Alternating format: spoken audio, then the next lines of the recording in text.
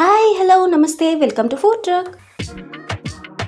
ఈరోజు ఫుడ్ ట్రక్లో రంజాన్ కోసం స్పెషల్గా కండెన్స్ మిల్క్ క్రీమ్ యూజ్ చేయకుండా డబుల్ కా మీఠాని ఇంట్లో ఈజీగా ఎలా ప్రిపేర్ చేసుకోవాలో చూసేద్దాం.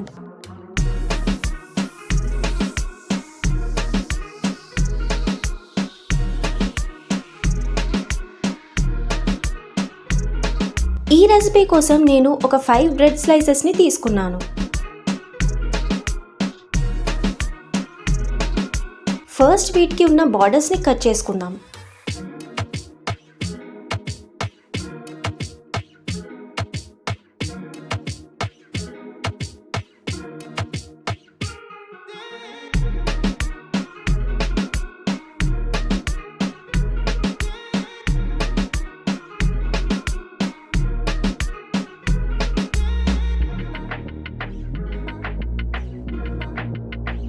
ఇలా కట్ చేసుకున్నాక హాఫ్లోకి కట్ చేసుకొని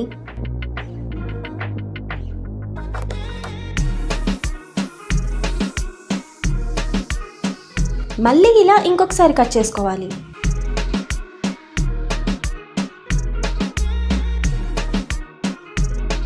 అన్నీ ఈక్వల్ సైజులో ఉండేలా కట్ చేసుకోవాలి.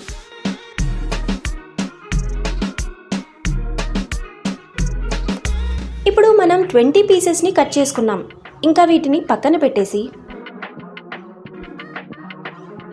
స్టవ్ మీద ప్యాన్ పెట్టుకుని 1/2 లీటర్ పాలు పోసుకుని బాయిల్ చేసుకోవాలి.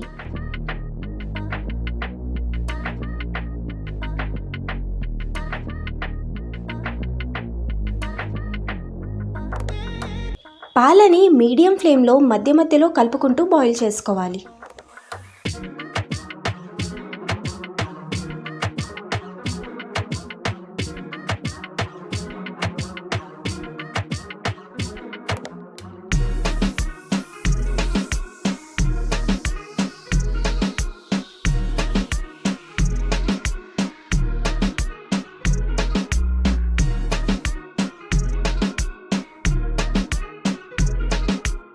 పాలు బాయిల్ అయ్యాక ఇందులో 2 టేబుల్ స్పూన్స్ షుగర్ వేసుకుని కలుపుకుందాం.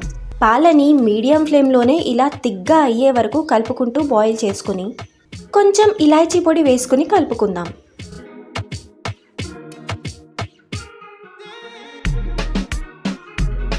ఇందులో చాప్ చేసుకున్న ఆల్మండ్స్, క్యాష్యూస్ అండ్ పిస్తాషియోస్ని వేసుకుని మిక్స్ చేసుకుందాం.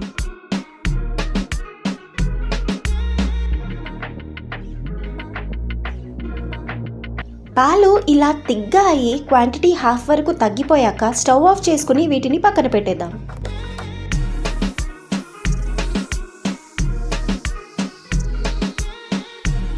ఇప్పుడు బ్రెడ్ పీసెస్ని ఫ్రై చేసుకోవడం కోసం స్టవ్ మీద ప్యాన్ పెట్టుకుని 1/2 కప్ వరకు నెయ్యి వేసుకోవాలి.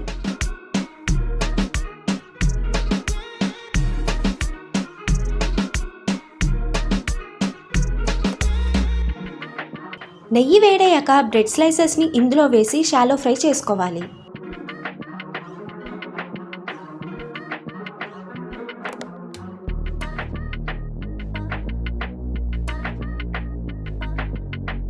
స్టవ్ని మీడియం ఫ్లేమ్లో పెట్టుకుని 2 సైడ్స్ ఫ్లిప్ చేసుకుంటూ రెడ్డిష్ బ్రౌన్ కలర్లోకి వచ్చే వరకు ఫ్రై చేసుకోవాలి.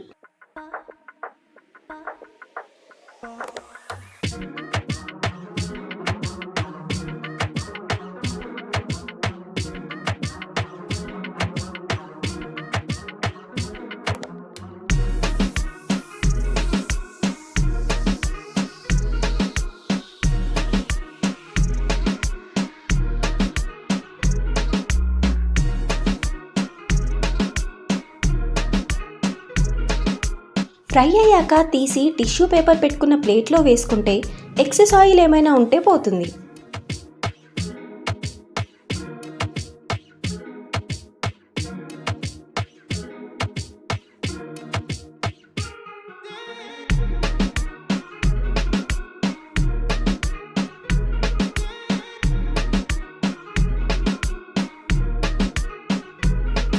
ఇప్పుడు షుగర్ సిరప్ కోసం స్టవ్ మీద ప్యాన్ పెట్టుకుని 3/4 కప్ షుగర్ వేసుకుని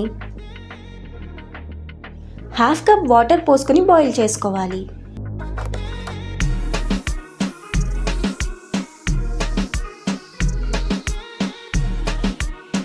స్టవ్ని మీడియం ఫ్లేమ్లో పెట్టుకుని బాయిల్ చేసుకోవాలి.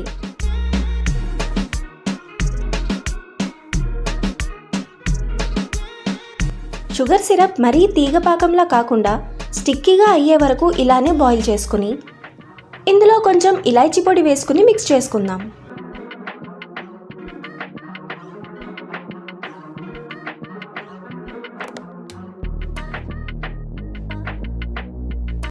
షుగర్ సిరప్ ఇలా కొంచెం తిగ్గా స్టిక్కీగా ఉంటే సరిపోతుంది.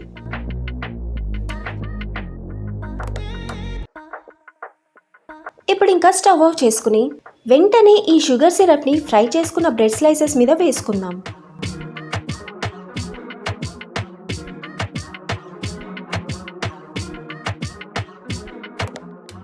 దీన్ని ఒక 10 minutes ఇలానే ఉంచి పైనుండి ఇందాక ప్రిపేర్ చేసుకున్న పాలని పోసుకోవాలి.